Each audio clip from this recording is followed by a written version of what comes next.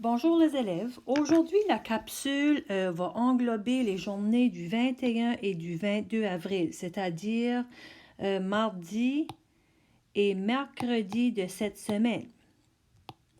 Tu vas t'apercevoir que sur mon wiki, j'ai combiné les deux journées. Donc, il n'y aura pas de nouvelles capsules pour demain. Et ce que je vais te proposer de pratiquer à la fin de la capsule, ça va durer pour aujourd'hui et demain. Donc, la prochaine capsule que tu auras de ma part sera celle de jeudi. OK? Donc, si on commence aujourd'hui par faire un retour sur le mi-bloc 3, je t'avais demandé d'essayer le numéro 7, A et B. Donc, pour ce qui est de la A, j'ai placé le corrigé détaillé ici déjà, tout complété. Si de ton côté, tu as eu de la difficulté avec la A, tu n'as pas été capable de comprendre ton erreur, tu peux mettre la vidéo sur pause, puis d'examiner attentivement pour t'assurer de bien comprendre ce qui se passe. Sinon, tu peux passer tout de suite à l'écoute de la correction pour la numéro 7B. Et celle-ci, j'ai choisi de la faire au complet pour la simple raison que c'est parce que ça fait un bon bout de temps qu'on n'avait pas fait comme ceci. Je sais que les équations avec les fractions, c'est quelque chose qu'on va continuer en 10e année.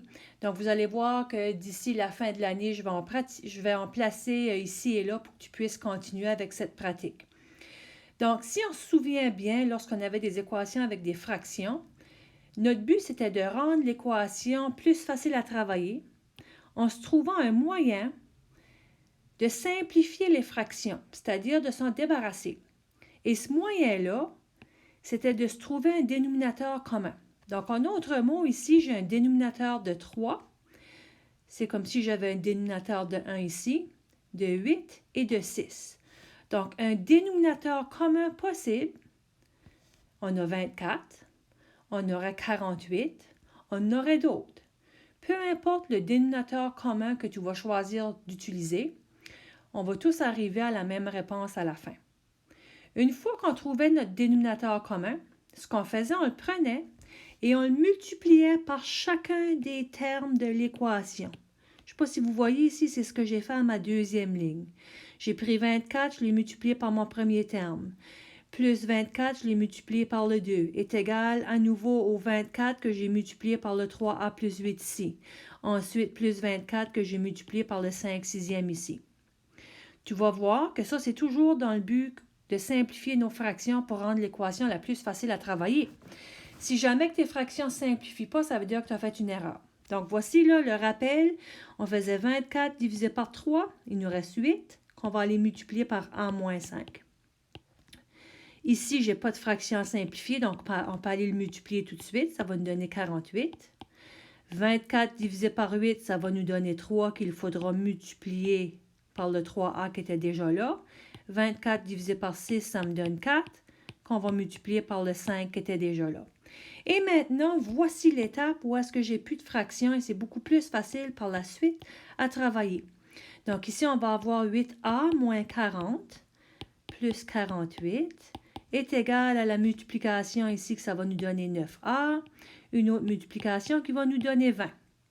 Là, on va être capable de faire un peu de ménage de ce côté-ci. Là, je peux simplifier, donc on va avoir 8a plus 8 est égal à 9a plus 20.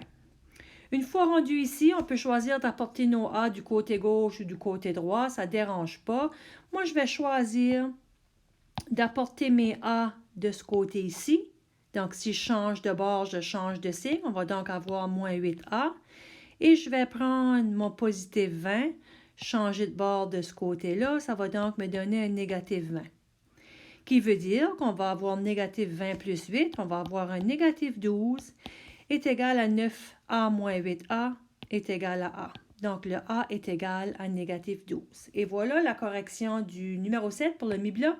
Et ça met fin aux exercices que je vais vous demander d'essayer sur la feuille du mi-bloc. Il y en a d'autres. Si toi, tu veux faire le reste que je ne t'ai pas proposé de faire, tu peux y aller. Tu as les réponses au complet. Et si jamais tu n'arrives pas au résultat, tu sais que je suis toujours disponible pour t'aider et de répondre à tes questions. Maintenant, on continue avec les notes du bloc 12, excusez-moi, de la section 3.12. Et encore là, vous savez que ceux et celles qui aiment d'écrire les notes, tu peux les sortir, les prendre en note, ou tu peux te fier sur le paquet de notes rempli que je t'avais envoyé, ou tu peux tout simplement suivre la capsule qui est ici. L'exemple 4 ici, ça va être notre dernier exemple du bloc 4, du bloc 3 plutôt. Je te parle aujourd'hui. Donc, suite à cet exemple ici, on aura fini avec le bloc 4, mes chers élèves. Fait ici, voici ce qu'on dit. On dit « L'été est enfin arrivé ». Oui, ça s'en vient, c'est vrai. Paul décide donc de remplir sa piscine. Elle contient déjà 18 000 litres d'eau. Paul utilise un tuyau d'arrosage dont le débit est de 1200 litres par heure. Ce que ça veut dire, ça, le débit, ça veut dire qu'à chaque 1 heure, je peux remplir 1200 litres d'eau à partir du tuyau d'arrosage. La piscine a une capacité de 39 000 litres d'eau, c'est-à-dire que ça, c'est le maximum d'eau qu'elle peut contenir. À la A, ce que je veux que tu me trouves l'équation. Donc, je te fais le rappel que si on veut une équation, c'est toujours y est égal à quelque chose devant le x, plus ou moins quelque chose. Maintenant, ce qui est devant le x, on a besoin d'avoir le taux de variation. Puisqu'il est additionné ou soustrait, là, ici, on parle de la valeur initiale. Puis, on a même placé ici le petit graphique qui représente cette situation. Donc, on parle du temps de remplissage en heures sur l'axe des x, de la quantité d'eau en litres sur l'axe des y. Vous voyez ici là, le point de départ, on voit que ça ne commence pas à 0, 0. On voit qu'elle a une valeur initiale. Puis cette valeur initiale-là, on te la donne. On te dit que la piscine contenait au départ 18 000 litres d'eau. Bien là, voilà ma valeur initiale. C'est 18 000 litres d'eau. C'est merveilleux. Puis en plus de ça, si je te fais le rappel, parce qu'elle a une valeur initiale, ici on parlerait d'une variation partielle.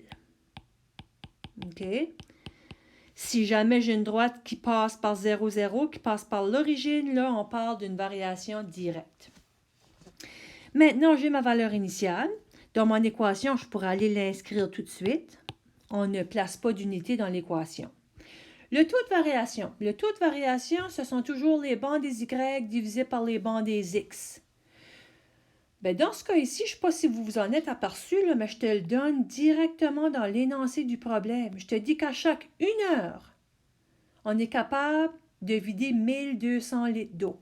Donc, le taux de variation, c'est 1200 litres par heure. 1200 litres à chaque heure. Et voilà, je l'ai mon équation. Elle est juste ici. Y est égal à 1200x plus 18 000. Disons que tu t'en étais pas aperçu, que tu t'étais pas rendu compte là, qu'on l'avait dans le problème, notre taux de variation. Bien, il n'y a rien qui t'empêche d'aller sur ton graphique. Je vais l'agrandir un peu, là. On sait que le taux de variation, ce sont les bancs des Y divisés par les bancs des X. Sur ton graphique, là, tu peux essayer de te trouver 2 coordonnées qui tombent sur des cases exactes. Ça se voit mieux, là. Par exemple, ici, là, je pourrais prendre celle-là. Puis, je pourrais même me rendre là-bas jusqu'à là. J'aurais pu aller à l'intérieur, là, directement dans le milieu aussi, si j'avais voulu. Donc, si je passe de ce point-là à ce point-là, je vais aller effacer un peu, là, parce que je ne vois plus mes chiffres ici. Ah, ben là. Là, bon. Donc, ici, on est à... Je vais aller... OK. Tu l'as, Claudette, lâche pas. Bon, si je prends ces 2 coordonnées ici. Donc, de cette coordonnée-là à cette coordonnée-là, je monte combien sur l'axe des Y? Je passe de 24 000 à 26 400. Si on fait la différence entre les deux, on augmente de 2400 litres pour les Y. Là, je vais aller voir c'est quoi mon déplacement sur l'axe des X, c'est-à-dire les bancs des X. À partir de mes 2 points ici, là, je me tasse de 2 cases. Donc, ça va vouloir dire que je me tasse de 2 heures. Donc, les bancs des X sont 2 heures. Et si on fait 2400 divisé par 2, ça va nous donner 1200 litres à chaque 1 heure. Et voilà, vous voyez, je viens de vous montrer une autre façon sur comment faire pour trouver le taux de variation. Donc ici, tu étais capable de t'y référer directement dans l'énoncé ou si tu ne l'avais pas vu, tu pouvais le trouver également dans le graphique. Maintenant, la dernière question ici, on te demande dans combien de temps? Donc, si je cherche le temps, je cherche les x, hein, parce que le temps, là, c'était sur mes axes des x. Donc, combien de temps la piscine sera-t-elle à pleine capacité? Bien, la capacité, ça, c'était sur l'axe des y. OK, la quantité de litres. Puis, on t'avait mentionné au début du problème que la pleine capacité, c'était de 39 000 litres. OK. Puis là, je veux une réponse exacte. Fait ce que je te demande de me trouver, combien d'heures que ça va prendre pour me rendre à 39 000 litres. Mais écoutez, il y a différentes façons d'y arriver, les élèves, mais c'est pas pour rien là qu'on vous demande de trouver l'équation. L'équation peut être très, très utile. Si je reprends mon équation, y est égal à 1200x plus 18 000. Puis, on vient de mentionner que je cherchais le x. Si je cherche le x, je dois connaître le y. Mais je le connais, le y. Le y, c'est le 39 000. Je le substitue par 39 000 est égal à 1200x que je cherche, plus 18 000. Voilà ce qu'il me reste à faire maintenant. Je dois résoudre mon x pour mon x. Donc, je vais prendre le 18 000, je vais le changer de bord, il va devenir négatif. 39 000 moins 18 000 va nous donner 21 000. Est égal à 1200x. Maintenant, je vais isoler la variable x. Je divise par 1200 des deux côtés. Divise par 1200. Divise par 1200. Ça va être quoi la valeur du x? Si on pitonne ça, ça va être 17,5 heures. Donc, ça va nous prendre 17,5 heures pour remplir la piscine avec 39 000 litres d'eau à une vitesse de 12 000 litres par heure. Et voilà qui complète maintenant notre bloc 3. La semaine prochaine, on va commencer le bloc 4. Puis vous verrez là, dans le courriel que je vais envoyer jeudi soir, dimanche soir ou lundi matin, je vais annexer les notes du bloc 4 comme je l'avais fait pour le bloc 3. Maintenant, pour aujourd'hui et demain, parce que comme j'ai mentionné, j'ai combiné les 2 journées. Il n'y aura pas de matière nouvelle demain. OK?